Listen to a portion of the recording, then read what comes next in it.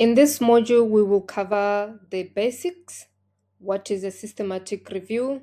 Why conduct a systematic review? What is PRISMA? And what is Zotero?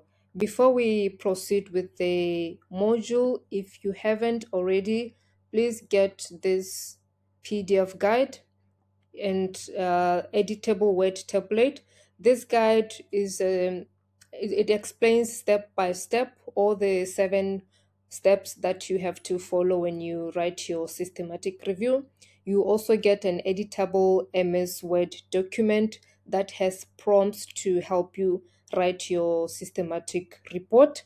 By the end of the last module, you should have a draft ready that you can send to your supervisor. So get the guide. The link is there in the description. Read the guide so that when we start explaining the steps, you have an understanding, you have a background of what each step entails. Okay, so go and get the guide. The link is in the description. Now let's get into the introduction module. Now just move myself here. First, let's look at what a systematic review is. I think I should make myself smaller so that I don't cover the text. Okay, this is good. So when you do a systematic review, you synthesize existing literature on a defined topic. A systematic review is different from a standard review. Like when you are doing your literature review for your thesis or for your dissertation, is different from a systematic review. With a systematic review, you follow a certain protocol, which we call PRISMA, the preferred reporting items for systematic reviews and meta-analysis. You cannot write your review randomly. You have to follow the PRISMA guidelines. I'll explain as we go through the modules. You have to follow the PRISMA guidelines. If you write your systematic review without following the PRISMA guidelines, then your systematic review is not standardized. It's not standard, and you might face challenges with publishing your paper. Eventually, you want to write a systematic review that can be published. And when journals review your manuscript that you submit for consideration for publication, they look at the protocol that you used. Did you use a standard protocol like PRISMA? If not, then they might reject your manuscript. So you have to follow the PRISMA. When you are doing a normal literature review, you kind of select articles that you want to add on your thesis based on your topic. But with the systematic review, you don't just randomly select articles, but you have to follow a certain protocol. You have to develop a protocol. I will explain how you can develop that protocol. You have to develop a protocol, and you have to document that protocol properly, and then you follow that protocol. With a systematic review, a different person should be able to conduct the same review and get the same results. That is why it's standard. That is why we use PRISMA. So on the diagram that you see here, this is not the PRISMA guidelines, okay? This is not PRISMA. This is this is me trying to show you the steps that you have to follow. And these steps are not PRISMA. They are the steps that I recommend you follow when you are writing your systematic review. The first one is to define your research question. We will go into details on each step. And then you develop your review protocol, you conduct your database search, you screen articles using PRISMA, you assess study quality, you extract and synthesize data, and then you write your systematic review. So that is how you are going to conduct your systematic review. And then the next thing, let's look at why. Why is it important to conduct a systematic review? Firstly, when you are starting your research, like like I was in the same situation. Sometimes you are in a confused state. You don't know where to begin with your research. You don't know what is happening in your field. So when you conduct a systematic review, it gives you information about what is on the ground, what has already been done by other researchers, and where are the gaps. And those gaps will help inform um, your subsequent studies. It is through my systematic review that I was able to get ideas for my next studies. Oh, there's a gap here. I think I can conduct a study on this topic.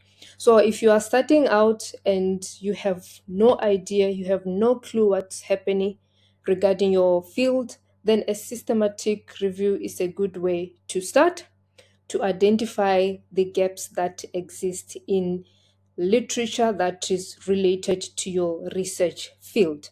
And then you also synthesize scattered evidence, because there are lots of researchers from different countries who are researching on the same topic. Like, for example, let's say student mental health. There are lots of articles around the world about student mental health.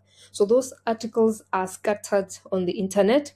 When you do a systematic review, you bring those articles together. You bring that information that is scattered, you bring it together into one document. So that is what a systematic review does, which is good to inform policy and practice, because you have gathered all this evidence into one document.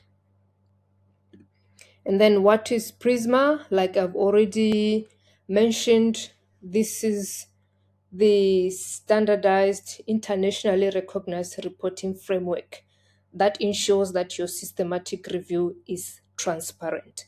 So you have to follow the PRISMA. It has a 27 item reporting checklist. When you get the PDF guide, I have also included links to important documents that you need for your systematic review, including the reporting checklist, the flow diagram. So get the guide and then you'll find the links there.